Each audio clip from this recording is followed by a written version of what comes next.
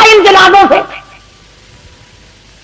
تو جہنمی لوگ خود اقرار کرتے ہیں، کہتے ہیں قالوا لم نک من المصلین، اور گناہ تو بعد میں دیکھے جائیں گے اور باتیں تو بعد میں آئیں گی، اور جنتیوں اور ہمارے رشتہ داروں اور ہماری برادری کے لوگوں اور میرے خاندان کے آدمیوں، تم مزے کر گئے، تو نماز کو جایا کرتا تھا، ہم تیرا مذاق کیا کرتے تھے۔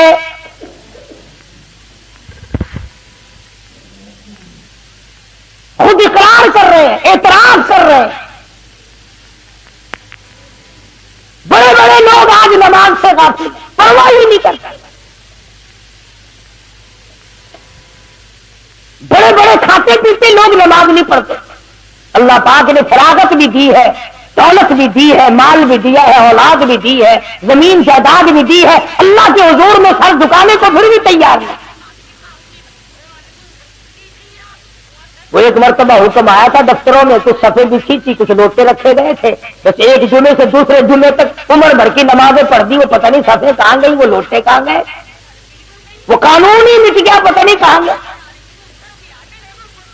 اور یہ کیا ضروری ہے کہ حکومت کہے تو نماز پڑھے؟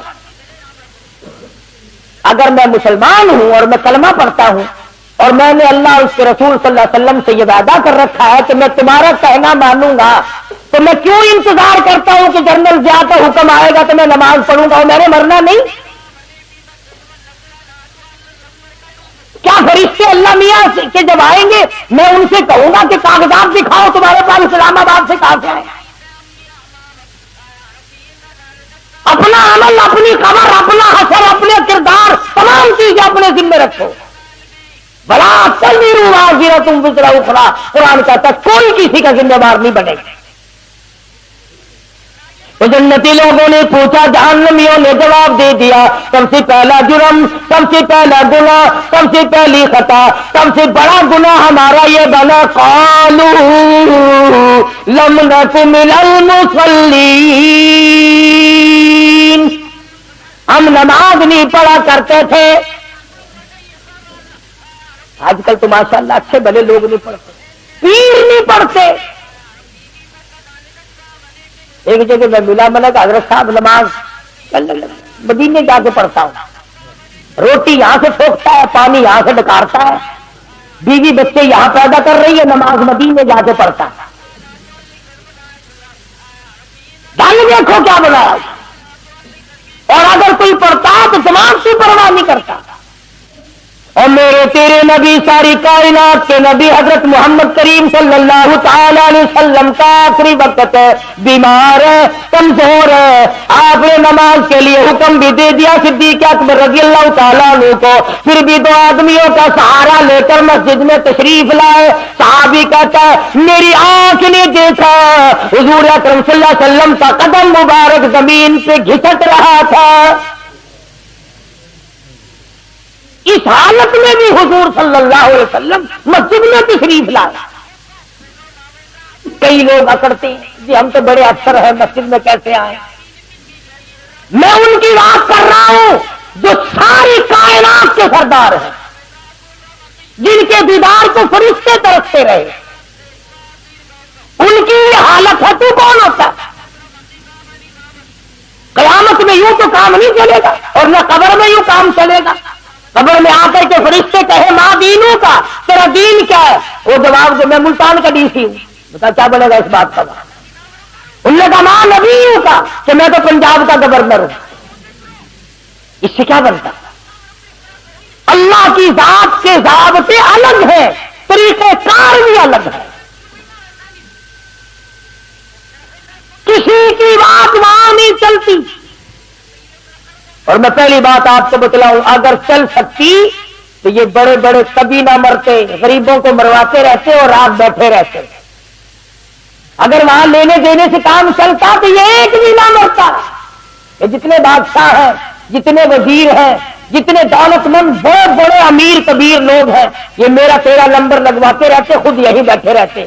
اللہ میاں نے فرما دیا جس کا ٹائم آئے گا ایک سانس نہیں لینے دوں گا زیادہ۔ فرمائے گا جاء لا يستأخرون ساعة ولا يستقدمون،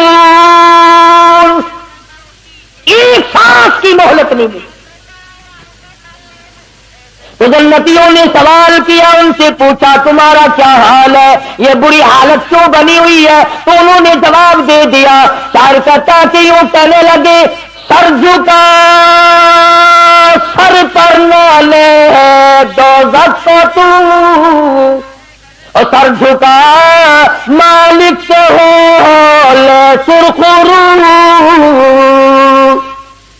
کچھ نہ کی اعمال پر اپنے نظر، آخرت کا آخر سفر، کتنا بھی جی لے قبر میں جائے بغیر گزارا نہیں۔ خود اقرار کرتا ہم نے نمازیں نہیں پڑھی، بے پرواہی کی، غفلت میں گزاری، تمام زندگی کو آگ لگا دی ہم نے۔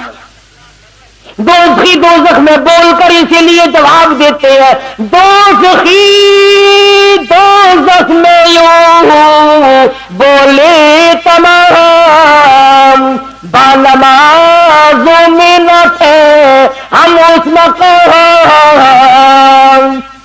ہم نمازیں نہیں پڑھا کرتے تھے اس لیے حالت یہ بن گئی۔ جنتی کہتے آگ نے سب تن تمہارا کھا لیا، بچھو اور سانپوں نے سب سنگوا دیا۔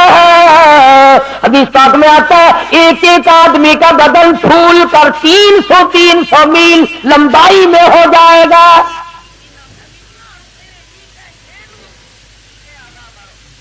خود اقرار کر رہے ہیں، خود اعتراف کر رہے ہیں کہ اس گناہ نے ہماری تباہی مچائی ہے۔ ہم تو سمجھتے تھے کہ یہ یوں ہی کام ہے، لیکن آج پتا چلا کہ اس نے تو ہم کو تباہ کر دیا۔ ادھر جنتی دیکھ رہے ہیں، ادھر دوزخی رو رو کر اپنے حالات بتا رہے ہیں، بھائی جان آپ اچھے نکلے، رشتے ماموں جان آپ اچھے رہے، خالو جان آپ اچھے رہے، ہم تو ملا سمجھا کرتے تھے، ہم تو بیکار سمجھا کرتے تھے، ہم تو تمہیں بے وقوف سمجھا کرتے تھے، لیکن آج تمہاری حالت اچھی ہے، تم مزے میں ہو، ہم مارے گئے۔ قرآن کریم میں آتا ہے اللہ پاک جل شانہ فرماتے ہیں دوسرا گناہ خود ہی بتاتے ہیں، وَلَمْ نَكُ نُطْعِمُ الْمِسْكِينَ۔ دوسرا گناہ، دوسرا جرم ہمارا یہ تھا، ہم نے کبھی کسی محتاج کو، کسی غریب کو خیرات دی نہیں۔ سنگ دل، سخت دل لوگ تھے،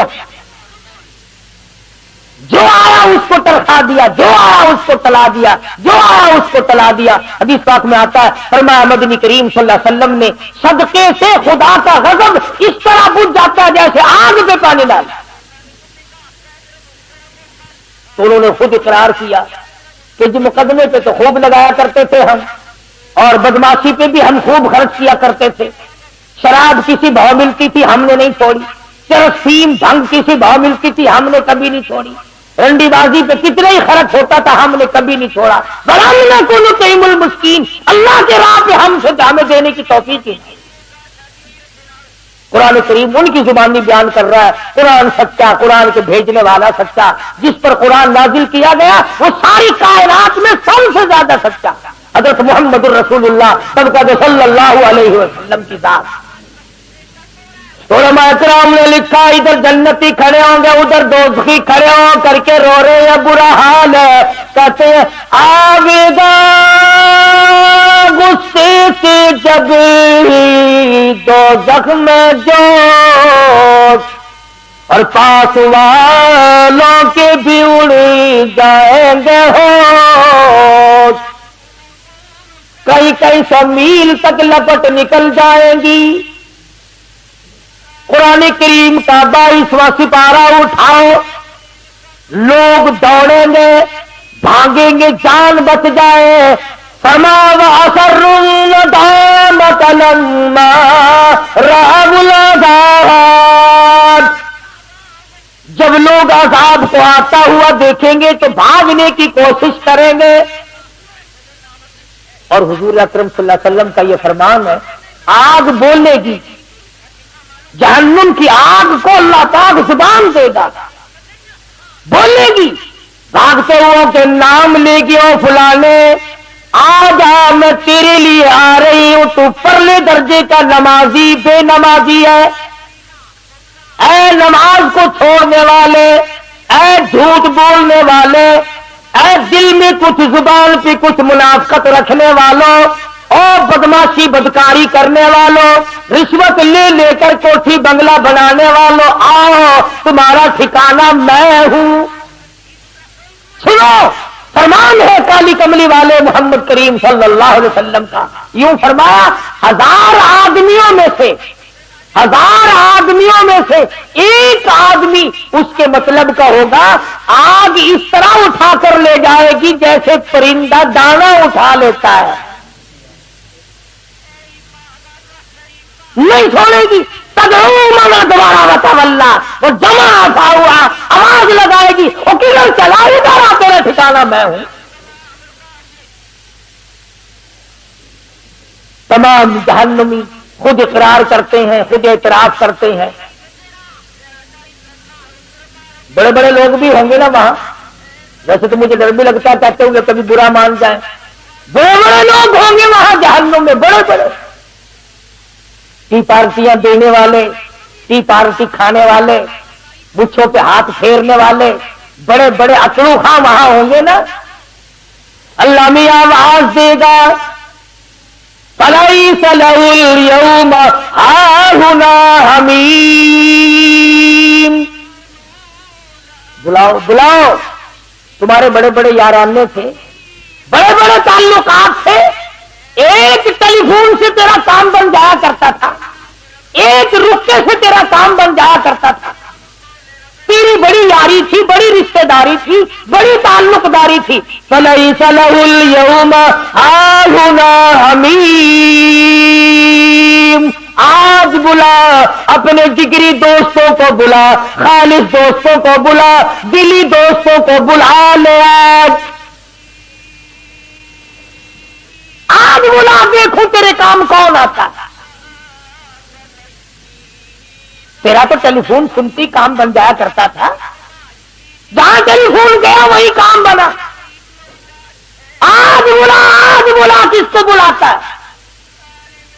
اب آتی اب بلا لے تو ٹی پارٹی میں کر دوں گا، انتظام میں نے کر رکھا۔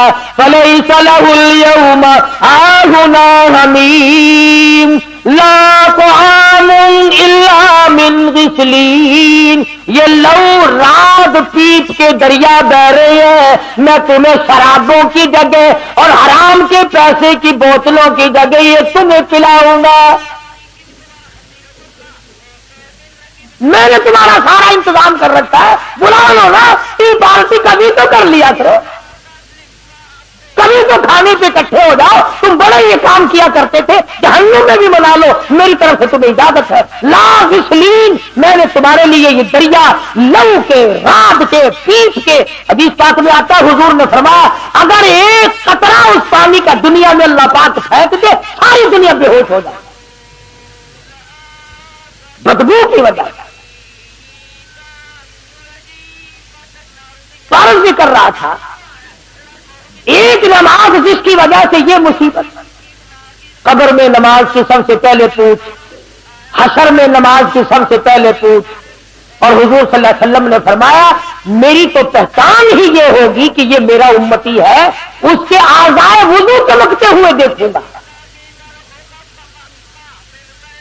اب جس کے اعضائے وضو اس کے کیا چمکیں گے جو کبھی وضو کرتا ہی نہیں، صبح کو دیر سے اٹھتا ہے، رات کو ٹیلی ویژن کے سامنے مرے ہوئے کتے کی طرح پڑا رہتا ہے،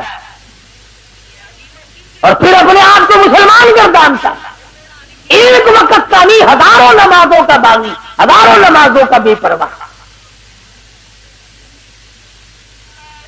قرآن کریم کے 29ویں سپارے کی ایک اور آیت ہے، آخر میں عرض کر دوں، میدان حشر برپا ہوگا، اللہ پاک اپنا کرم فرمائے، آمین کہو۔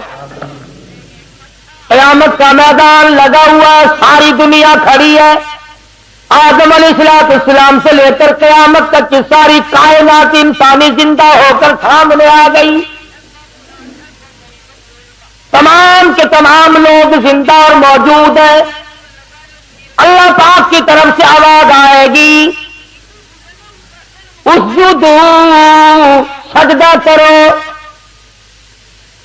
تمام لوگ سجدے میں گر جائیں گے۔ میری اپنی بات نہیں، سورت نون والقلم کا ترجمہ گھروں میں جا کے دیکھ لینا،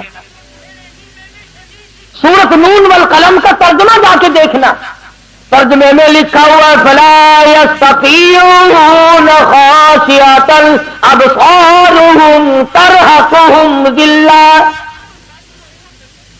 تمام لوگ سجدے میں گر گئے، کروڑوں اربوں خربوں کائنات گر گئی، مگر کچھ لوگ کھڑے رہیں گے۔ قرآن شاہد ہے، میری بنائی ہوئی کتاب نہیں، اللہ پاک فرماتے ہیں میں ان کی کمر میں لوہا ٹھوک دوں گا، جھکنے نہ دوں گا،